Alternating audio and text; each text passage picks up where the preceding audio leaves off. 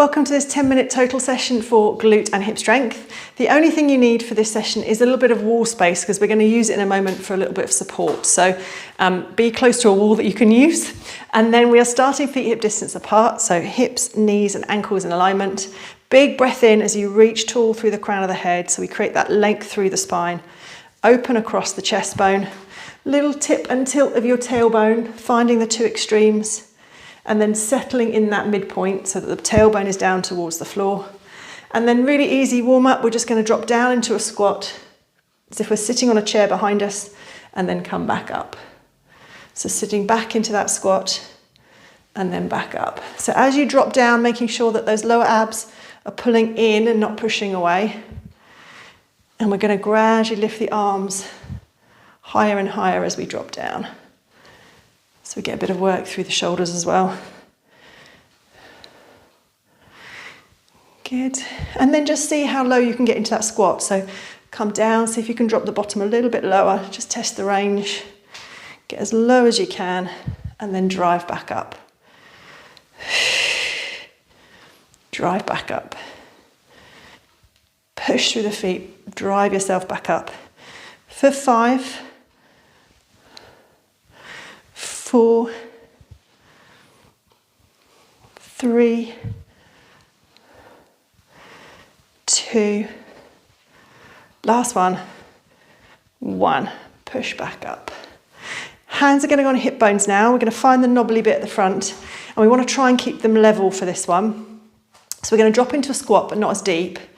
And at the bottom of that squat, we're going to transfer the weight, keeping the hip bones level, getting the weight out of the other foot. So you can leave it resting on the floor or you can take it up, then come back down, rise back up.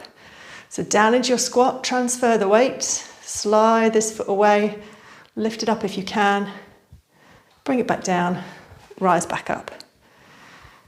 So all you're trying to do is transfer the weight and then be as stable as possible over the standing leg. So you come down, shift the weight, take it out of this side without the knee collapsing in, without you collapsing forwards, and then bring it back down. So down, transfer the weight, staying strong on this side, and back. Like I say, you don't need to take the foot off the floor. You can leave the toe resting if you'd prefer. And just practice getting that weight transfer nice and strong on the standing leg. Good. Do a couple more to each side.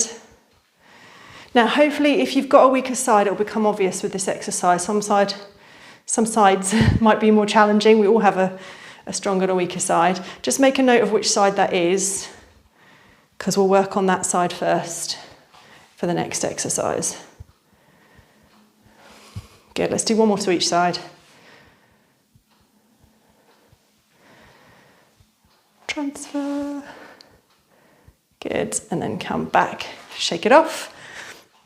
So you're going to balance on your weaker side first, and the other foot is going to go against the wall. So you don't want to be really close to the wall, but you want to be close enough to have a light contact with that other foot. All right, and then, so if I show you from the side, I'm not leaning against the wall. It's just a light contact with the foot. Like I say, we're balancing on our weaker side first. Keeping this side super still, we're just going to open that knee out and back. Out as wide as it will go, and then come back. Focusing, like we did with the last exercise, on keeping everything else really still. So hip bones nice and still and level. Hip, knee, ankle alignment on this standing leg. And then pushing the knee out as far as it will go, slowly bringing it back in. So we're not just letting it drop back in, we're controlling it. Good. Got a slight hinge forward from the body. I'm not upright, but I'm really tall between the tip of the head, tip of the tailbone. That's what's important. Good. Let's go for 5, 4, 3, 2, last one, and 1. come back up. I'm going to do the same on the other side. So bring the other foot so it's resting lightly on the wall. Soft bend in this supporting leg, so we're not straight leg on this side. And then open and slowly back. Push out wide, slowly back. And focusing on hip bones level, hip, knee and ankle in alignment on this side. Nice and tall through the spine. And just keep running your way through those cues. Nice tall spine, nice open chest, still in the body. It detracts when you focus on form like that, just distracts you from maybe the ache you're getting in the hips. You could do this, if you wanted to make this harder, you could do this with a band around your thighs, so that when you push the knee out, you're pushing out into a band. If you wanted a bit more challenge. But same thing, you push out into the band and then slowly let it come back. For 3, for 2, and 1. Good, rise up, shake it off. We're going to go back to balancing on our weaker side first. And we're going to turn so that we are side to side with the wall. And then we're going to balance on that weaker side. The other knee, we're going to push it into the wall. So you need to be close enough that you can press that other knee into the wall. And then we're going to do a single leg squat. As we do, we push the knee out to the wall and come back up. So it doesn't need to be a deep squat. But as you drop down, push the knee out into the wall and back up. So if you imagine the wall here, I'm pushing this knee out into the wall. So it's constantly in contact with the wall, but you just create that tension in the leg. And then we'll keep that knee tracking over the feet on this supporting side. Push, return. Good. Push the knee out and back. Remember to bend into this supporting leg rather than just bow forwards. So push out into that knee, bend into the other leg. Good. For 4, 3, last 2, and 1. Good, shake it off. We're going to do the same on the other side. So turn to face the other way. Balance on that side.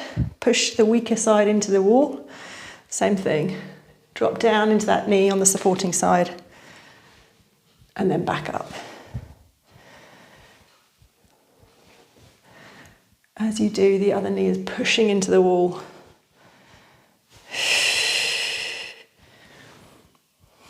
Good. Have a glance down at this supporting knee. Check it's tracking over the feet as it comes out, or foot as it comes out, not feet. Good. Let's go for 4, 3, 2, last one, 1. Come back, shake it off. We're going to balance on that slightly weaker side now. So back onto that leg. The stronger leg is going to go slightly behind the body, but resting lightly on the toe. And then we're going to do a roll down of sorts, but we're going to do it like a hinge. So we want to send the bottom behind us, and then we're going to try and run the hands as close to the body as we can. Down. You can let the back round if you want to, and then come back up. Maintain your balance, so arms can come out if you want them to. But keep this back foot really light on the floor. All of the weight in that front leg. And what you want to make sure is you've got a soft bend in this supporting leg, but you're not bending it even further as you come down. You're keeping it in that soft bend, and the movement is now coming from the body rather than the leg. Send the weight back behind you. Let's say if you want to, using your hands, running down your leg and running down back up again, which is a little bit harder for balance, so leave the arms out to the side if you need them. Make sure that back leg is still nice and light. We've got 5, 4, 3, as low as you can with those hands to the floor. 2, 1. Come back up, shake it off. Same on the other side. So plant that standing leg, other leg rests very lightly behind you. Soft bend in the front leg, and then it stays in a soft bend. Send the bottom back behind you as you come forward, and then back up. So arms can be out if balance is an issue. But the movement is coming from that hinge at the hip. Hands can run down your leg if your balance is okay. But just check in, make sure that leg behind you is really light on the floor. Down.